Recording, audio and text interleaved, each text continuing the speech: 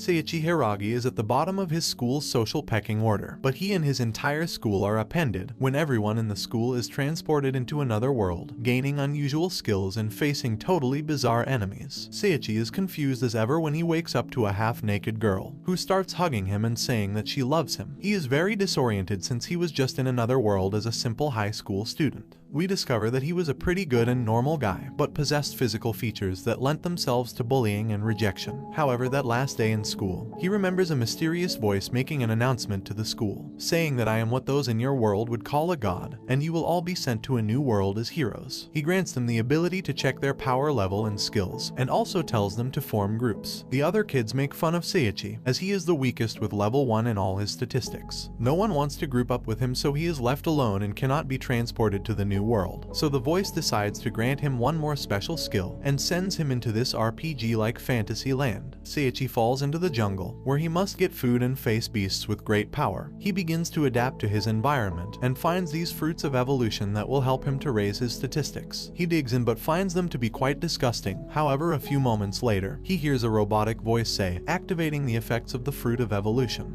Nothing happens, so he goes to look for more food and comes across these beasts. He panics a little after noticing they are level 120, and he is only level 1, so he waits a while until they leave. After the beasts go, he rushes out the bush and finds lots of the special fruit, along with other things like an item box and high-grade recovery potions. After improving a little, he sees how with the help of the fruit, his physical condition begins to change, but he is still at level 1. Meanwhile, his classmates were sent directly to the city with all possible comforts. Here we see this group, who are Seiichi's only friends, but from an old school in the past. On the other hand, Seiichi has consumed many healing fruits, life items, and relics. After ranking up a couple of his abilities, a monkey comes out of nowhere and attacks him. He drinks a healing potion, but the monkey is too strong, and just when it looked like it was over for him, a stink cloud comes off of Seiichi and kills the monkey. Loot drops from it which ends up increasing his skills, and also finds a book containing the following information. Clever monkeys are monsters of great intelligence that live in high-level dungeons. They possess knowledge of herbs, and are capable of both alchemy and creating tools. He doesn't know how he can read the book since he's never seen this kind of writing before,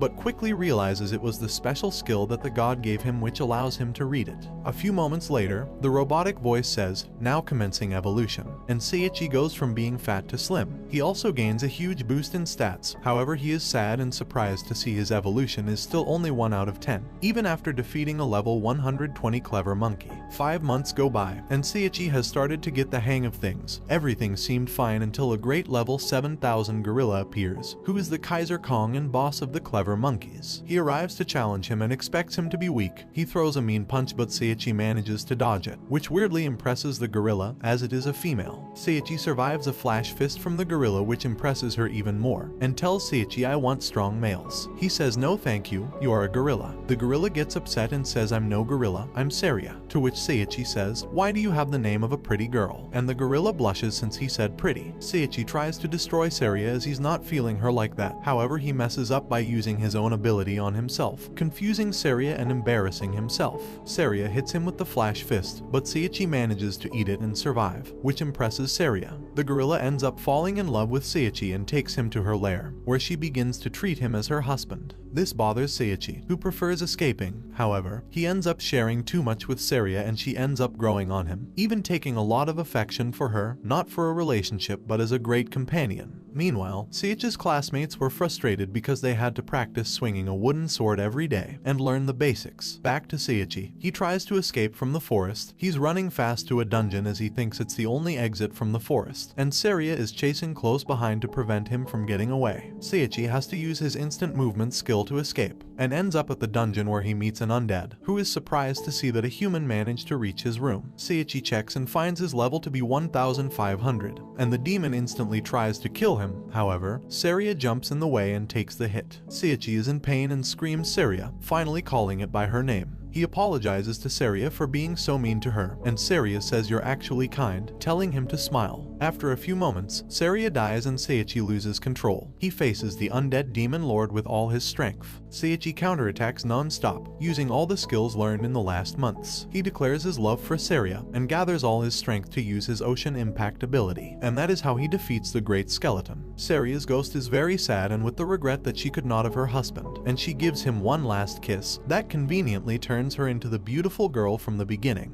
which turns out to be the reward from defeating the Demon Lord, and also allowed him to level up and achieve his final evolution. His face changes and even his voice, thus forming the evolved protagonist who will break into this adventure. All of a sudden, a cute little thing called Mr. Sheep appears, who acts as an intermediary between levels and announces the rewards for completing the dungeon. They are being teleported to the outskirts of the forest, so Mr. Sheep gives Seiichi a helmet that later turns into a robe and Saria a simple dress. Saria is excited as she's never been outside the forest before, and Seiichi can't wait to start his new adventure. They join the Adventurers Guild, where the teachers ask him to pass an entrance exam, with a girl named Altria. At first, she seems like a mean and militant person, but it doesn't take long for us to discover that she only intends to do good. Altria manages to create a connection with Seiichi and Saria, opening up with them and gains more confidence in them. They take the exam required by the guild, where they both do well. However, things get complicated when they fall into a trap that teleports them to a dungeon full of tricks, where Seiichi and Saria are separated from Altria by a wall. Altria encounters some enemies and dangers on the other side, but manages to hold her own. Meanwhile, Seiichi gets objects and improves his statistics. Altria ends up meeting the Black Dragon God, who is, according to humans, a formidable beast, and whoever runs into him has the worst luck. Altria says, "I'll show you how I earn the name Calamity," and uses all her strength to let out an epic attack on the dragon. However, she seems to be no match for it as he counters her easily and says to her, "Know your place." The Black Dragon God almost kills Altria, but just before it finishes her off, Seiichi appears and epically saves Altria. But not only that, he faces the legendary Black Dragon. He is a level 5000 beast and managed to hurt Seiichi several times, but when he gains confidence, he resorts to his techniques and skills learned, so the combat takes a different turn, and the dragon ends up being defeated by the same sword that was used when Seiichi was weaker. Here they claim their rewards, and Seiichi gains tons of power points, leveling up multiple times. They leave the dungeon, where Altria begins to blame herself, as her luck is negative 2 million.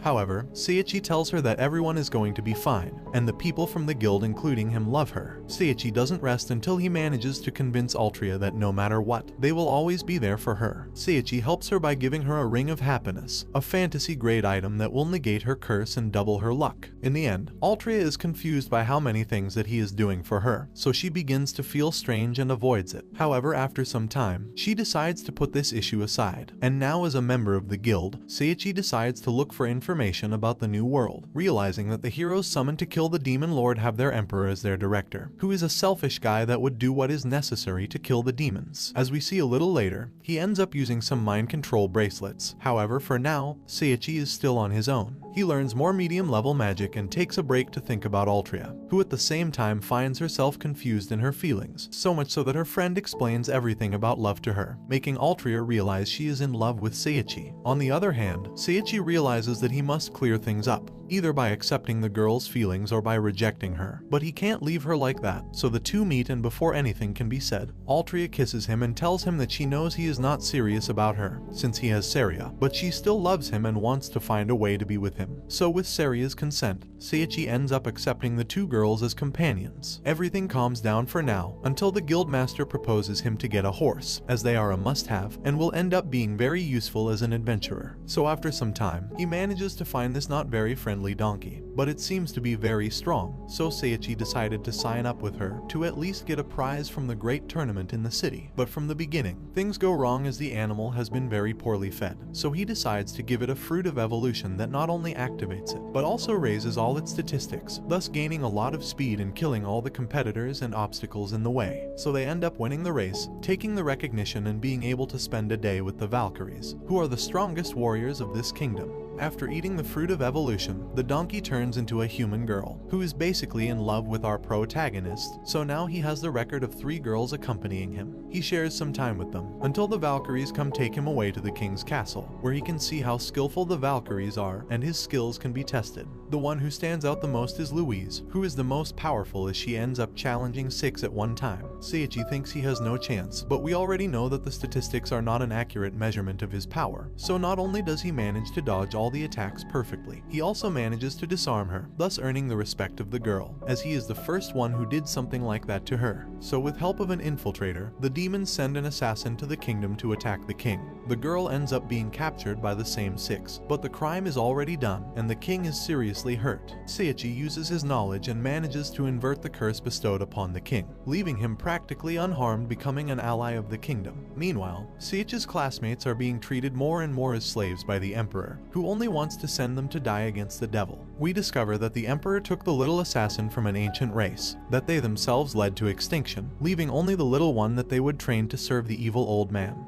The little girl is more or less a victim, so our protagonist uses his magic to remove the collar from her neck, and she is very grateful for it as now she can finally be free and rest. Seiichi is then reunited with all the girls. He takes advantage of being with the Valkyries and trains a little, but Louise urgently asks Seiichi to take care of the king's protection, since enemies have appeared on the border of the kingdom and they must take care of it. He quickly accepts, and at first everything goes well. He even meets the legendary Barnabas and spends time with the king. However, a wave of demons sent by the infiltrator appear, which are a much higher level than what the kingdom offers, but this does not stop them from preparing for the attack. They defend their lands, and somehow, the allies manage to not only maintain control of the situation, but also counterattack. However, the enemy has prepared a second wave that attacks from the bottom. Seiichi uses his abilities eloquently, making him look as if he were the true legend of the kingdom, and releases so much magic that it kills everyone, completely ending the combat and gaining him countless levels of power. Even Barnabas tells him that he could easily be a teacher at his school, which is the same one where all his classmates are. So now, he will meet again with everyone who discriminated against him for being the weakest. And here begins a new adventure for Seiichi and his harem of girls. So for now, he says goodbye to the kingdom to start his new path, and that brings the anime to an end. Don't forget to like and subscribe if you enjoyed, and turn on the notification bell so you never miss out on another video. See you in the next one. Take care.